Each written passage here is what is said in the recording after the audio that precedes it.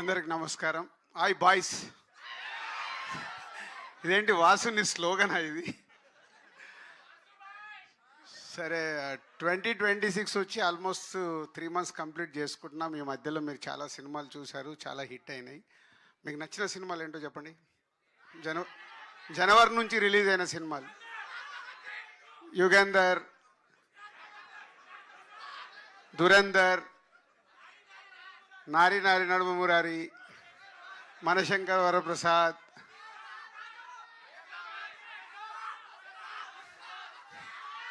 ఉస్తాద్. అంటే నేను ఎందుకు అడుగుతున్నా అంటే, ఒకప్పుడు మేము సినిమా తీసి రిలీజ్ చేసేటప్పుడు చాలా, ఇందాక అభిలాష్ అన్నాడు కదా నా గురించి టెన్షన్ పడ్డాడని. ఇప్పుడు ప్రతి సినిమాకు మీరు మమ్మల్ని అలా టెన్షన్ పెడుతున్నారు. సినిమా రిలీజ్ వరకు కాదు, ఫస్ట్ ఏదైనా ప్రోమో ఇవ్వగానే మీకు నచ్చుద్దా లేదా, నచ్చలేదానికి అక్కడే డిసైడ్ చేస్తున్నారు ఈ సినిమాకు థియేటర్కి వెళ్ళాలి అవద్దా అని. అంటే మాకు సినిమా తీసే వాళ్ళకు మీరు ఇప్పుడు చాలా ఛాలెంజెస్ విసురుతున్నారు కోవిడ్ తర్వాత. దానికి మా యంగ్ ప్రొడ్యూసర్స్, అంటే నేను యంగే, అంటే ఇందాక వాసు అన్నాడు కదా, Bunny Vas and UV Vamsi first Arya సినిమాతో సినిమా ఫీల్డ్లోకి వచ్చారు. West Godavari distributor Bunny Vas, Nellore distributor UV Vamsi. అప్పటికి ఇంకా బన్నీ వాసు కాలేదు వాడు. బన్నీ మెల్లిగా మెల్లిగా మెల్లిగా అయిన తర్వాత బన్నీ వాసు అనేది ట్యాగ్ లైన్ కూడా నేనే ఇచ్చా, ఏమని పిలవాలి వాసు అని. సో ఈరోజు అటు వాసు GA2లో కానీ వంశీ టు యూవీలో సక్సెస్ఫుల్గా జర్నీ చేస్తూ ముందుకెళ్తున్నారు. పోతే బన్నీ వాసుకేమో రైట్ సైడ్ బన్నీ ఉన్నాడు, వంశీకేమో లెఫ్ట్ సైడ్ ప్రభాస్ ఉన్నాడు. సో అలా వాళ్ళు సినిమా పైన ఇంట్రెస్ట్తో ఇద్దరు అలా ప్రొడ్యూసర్స్ అవ్వడం, డిస్ట్రిబ్యూటర్స్ నుంచి ప్రొడ్యూసర్స్ అవ్వడం, లైక్ మమ్మల్ని ఇన్స్పిరేషన్గా తీసుకొని సక్సెస్ఫుల్గా సినిమాలు తీయడానికి మెయిన్ పంతా స్టోరీ. వాళ్ళిద్దరు కూడా స్టోరీల్ని పట్టుకొని కొత్త డైరెక్టర్లతో కూర్చొని వర్క్ చేయించు సినిమాలు తీసిన సినిమాలన్నీ సక్సెస్ఫుల్లే, రైట్? శర్వాతో యూవీలో ఇది 4th ఫిలిం. రన్ రాజా రన్ కానీ, ఎక్స్ప్రెస్ రాజా కానీ, అండ్ మహానుభావుడు కానీ అన్నీ. ఇప్పుడు ఈ బైకర్ గురించి లాస్ట్లో మాట్లాడతా. సో ఇలా మంచి సినిమాలు వచ్చేటప్పుడు అటు వంశీ అండ్ టీం, ఇటు వాసు తీస్తున్న సినిమాల్లో స్క్రిప్ట్ని పట్టుకున్నప్పుడు డైరెక్టర్స్తో కూర్చుండి వర్క్ చేసినప్పుడు సక్సెస్ఫుల్ సినిమాలు. అది నా ఫార్ములా. నేను కూడా ఈ మధ్య కొంచెం ట్రాక్ తప్పి మళ్ళీ ఇప్పుడే ట్రాక్ ఎక్కాను. సో ఎక్కేసా డోంట్ వరీ, వచ్చేస్తున్నాం. సో అలా అంటే కథల్ని నమ్ముకొని రైట్ టీంతో వర్క్ చేసినప్పుడు వాళ్ళ కెరియర్లో ఎప్పుడు మిస్ఫైర్లు కొట్టలే, నేను కూడా ఎప్పుడు మిస్ఫైర్లు కొట్టలే. So that is a inspiration for వాళ్ళకి. అలాగే కొత్తగా వస్తున్న వాళ్ళు కూడా చాలామంది ఈ పంతాలో వెళ్ళిన వాళ్ళందరూ సక్సెస్ఫుల్గానే ఉంటారు.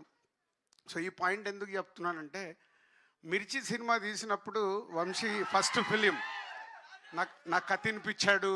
తర్వాత సినిమా రెడీ అయిన తర్వాత యావిడ్ రూమ్లో సినిమా చూపించాడు, ఫస్ట్ కాప్ వచ్చిన తర్వాత సినిమా చూపించాడు. అలా ప్రతి ఒక్కటి షేర్ చేసుకునే వాళ్ళం. నేను అలాగే అంతకుముందు నేను ఆర్య ఆట అన్న తర్వాత అరవింద్ గారికి వీళ్ళందరికీ మేము కథలు వినిపించడము, ఒపీనియన్ తీసుకోవడము, షేరింగ్ ఉండేది. సరే, ఎవరి లైఫ్లో వాళ్ళం బిజీ అయిపోయాక నాకు తెలిసి ఎక్స్ప్రెస్ రాజా లాస్ట్ అనుకుంటా నేను చూసింది.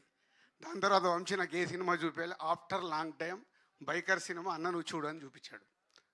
నేను ఎందుకు చెప్తున్నా అంటే, ఎప్పుడైతే ఇందాక అభిలాష్ చెప్పినప్పుడు నా వంశీ సినిమానో వాసు సినిమానో నేను ఈజీగా గెట్ చేయగలుగుతాను. నేను మీలాగా అక్కడ కుర్చీలో కూర్చొని చూస్తాను, నాకేం ఎమోషన్ ఉండదు. సో నా సినిమా ఎప్పుడన్నా వాళ్ళు చూడాలనుకున్నప్పుడు వంశీ కానీ వాసు కొంచెం మేనేజ్ చేస్తాడు, కానీ వంశీ నాలాగే ముఖం మీదే చెప్పేశాడు, అన్న బాగుంది బాగాలేదు అని, మోమాటం ఉండదు. సో ఈ బైకర్ చూసినప్పుడు ఆఫ్టర్ లాంగ్ టైం ఒక యావిడ్ రూమ్లో నేను సినిమా చూసినప్పుడు అభిలాష్, ఫస్ట్ క్రెడిట్ అభిలాష్కే. ఎందుకంటే ఒక డైరెక్టర్గా తను అనుకున్నది అచీవ్ చేయగలిగాడు. దానికి ఆ ఎమోషన్స్ కానీ, ఆ బైక్స్ పైన తీసిన, ఇందాక సౌండ్ అన్నాడు కదా, ఇప్పుడు అడిగాను నువ్వు యావిడ్ రూమ్లో చూపించేసావు, అలా కాదు నేను ఫుల్ స్క్రీన్లో సినిమా చూడాలి, ఆ సౌండ్ ఏంటి, నీ విజువల్స్ అక్కడ చూసిన దానికి థియేటర్కి డబుల్ అవుతుంది. మామూలుగా మనం టీవీలో చూసినప్పుడే ఉండే ఎక్స్పీరియన్స్ బిగ్ స్క్రీన్ మీద చూసినప్పుడు సౌండ్ కానీ విజువల్స్ కానీ చాలా మారుతాయి. దానికోసం నేను వెయిటింగ్. సో యావిడ్లో చూసినప్పుడు ఐ లైక్ ద ఫిలిం. నాకు ఇందాక అభిలాష్కి వంశీకి రెండే నాకు అనిపించినవి ఫ్రెష్గా చూసాను, నాకు స్టోరీ ఏం తెలియదు. 2 కరెక్షన్స్ అనిపించినవి చెప్పాను, వాళ్ళు ఇమీడియట్గా చేసుకొని నాకు వంశీ ఫోన్ చేశాడు, అన్న మీకు అనిపించే చేశానని. So this film is going to super hit. అట్లా లేదమ్మా, మీరు అదేం లేదు, మార్నింగ్ షో చూసి మళ్ళీ మీరే అంటారు, ఇప్పుడు నన్ను కూడా తిట్టుకుంటారు రేపు మీకు నచ్చలేదు అనుకో. అది నాకు క్లారిటీ ఉంది. ఈ సినిమా సూపర్ హిట్. మీరు థియేటర్కి వచ్చి ఎంజాయ్ చేస్తారు. ఎందుకంటే ఇందాక అభిలాష్ చెప్పినట్టు father and son emotion super. అలాగే వాళ్ళిద్దరి మధ్యలో ఉండే కాన్ఫ్లిక్ట్, ఫాదర్ అండ్ సన్ మధ్యలో ఉండే కాన్ఫ్లిక్ట్ సూపర్. విజువల్స్, బైక్తో రేస్ చేసిన ఎపిసోడ్స్ సూపర్. అండ్ ఇలా ప్రతి ఒక్కటి almost 2.5 hours film. And release అయిన సాంగ్స్ కూడా చూశారు. మ్యూజికల్గా Ghibran is given is very good. Yuvraj visuals, ఇలా ప్రతి ఒక్కరు పార్టిసిపేషన్ చేశారు ఈ సినిమాకి, ఆల్ టెక్నీషియన్స్. అది ఎప్పుడు సాధ్యమవుద్దంటే అప్కమింగ్ తనకు సెకండ్ ఫిలిం డైరెక్టర్ కాబట్టి అది రాసుకొని అనుకున్నది తీసుకునే వరకు యువి వంశీని కూడా బాగా కష్టపెట్టాడు.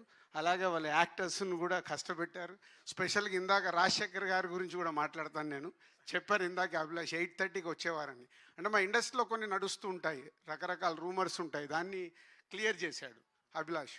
సో శర్వా, అక్కడి నుంచి శర్వాకి వస్తే ఎంత మేకోవర్ అయ్యాడు అసలు. నేను ఆ మధ్య నేను చూసి షాక్ అయ్యాను. ఎందుకంటే మేము శతమానం భవతి కానీ జాను 2 సినిమాలు చేశాము శర్వాతో మా సంస్థలో. సో శర్వ అయిన మేక్ ఓవర్ బికాజ్ ఆఫ్ ఈ క్యారెక్టర్కి కావాల్సిన బైక్ రేస్ కావాల్సిన ఆ వెయిట్ అవన్నీ క్యాలిక్యులేట్ చేసుకొని డైరెక్టర్ అడిగాడని Sharwa is a good job. అంటే పర్ఫార్మెన్స్ కానీ everything is a super. Looks, costumes, everything. శర్వాని స్క్రీన్ మీద మీరు ఆల్రెడీ సాంగ్స్లో దీంట్లో చూశారు కదా, అలా అద్భుతంగా శర్వ మేక్ ఓవర్ అయ్యాడు. అండ్ హీరోయిన్ లవ్ స్టోరీ దగ్గర కానీ వైఫ్ అండ్ హస్బెండ్ మధ్యలో ఉండే రిలేషన్స్, ఈ బుడ్డోడు వీడు ఉన్న స్క్రీన్ ప్రజెన్స్ తక్కువ, ఇందాక ఎలా అయితే మాట్లాడాడు స్క్రీన్ మీద కూడా అలాగే ఎమోషన్స్ సూపర్గా పండించారు ఎమోషన్స్. అది ఓన్లీ బికాజ్ ఆఫ్ డైరెక్టర్ తను రాసుకుంది స్క్రీన్ మీదకి వచ్చేలాగా చేశాడు. దానికి నో డౌట్ ఫస్ట్ డైరెక్టర్ తను అనుకున్నది తెచ్చుకోవటానికి అందరితో యాక్ట్ చేయించుకోవడం అనేది అది only director job. Your done is very good job Abhilash. Vasu నువ్వేదో ఆశపడుతున్నావు, బట్ వెయిట్ చేయి ఒక 2 years అండ్ అభిలాష్కి ఏదో చెక్ ఇస్తాను. సో అలాగే అదర్ యాక్టర్స్తో పాటు రాజశేఖర్ గారు, ఇందాక 2.0 అని వాసు ఎవరు అన్నారు. ఎస్, రాజశేఖర్ గారిని ఈ స్టేజ్ పైన ఉన్న దాంట్లో ఫస్ట్ సీనియర్ ఆయన, సెకండ్ సీనియర్ నేనే. సో రాజశేఖర్ గారిని అన్ని రకాలుగా చూసాం.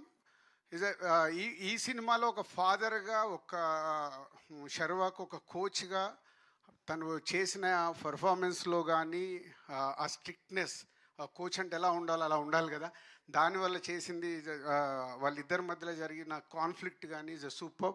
And father and son, and ఇప్పుడే రివీల్ చేద్దాము, ఫాదర్ అండ్ సన్ ఎమోషన్స్ అన్నీ అద్భుతంగా చేశారు. థ్యాంక్ యూ రాజశేఖర్ గారు. ఎందుకంటే ఇప్పుడు మీరు ఇలా ఓపెన్ అయినప్పుడు మేము రేపు కథల్లో మీ దగ్గరికి ఈజీగా అప్రోచ్ అవ్వగలుగుతాం, ఓకే రాజశేఖర్ గారిని క్యారెక్టర్లో అడగొచ్చు అని. సో మీరు ఇలా ఇండస్ట్రీకి మళ్ళీ 2.0గా రావడం చాలా happy sir. Thank you, welcome. And UV Vamsi, మొన్న ఈ మధ్య నేను ఇందాక కథ గురించి మాట్లాడాను కదా, సంతోష్ శోభన్తో, నాకంటే ముందు మీరే చెప్పేస్తారు కదా. సో ఒక మళ్ళీ చిన్న సినిమా తీసి ఎలా అయితే రీచ్ అయ్యాడో ఈ సినిమాతో మళ్ళీ is giving a very good film for audience, for industry.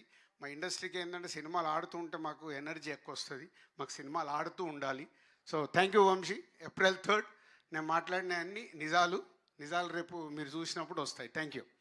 Thank you, Dilraj Garu. Thank you so much for coming and gracing the events once again. And yes,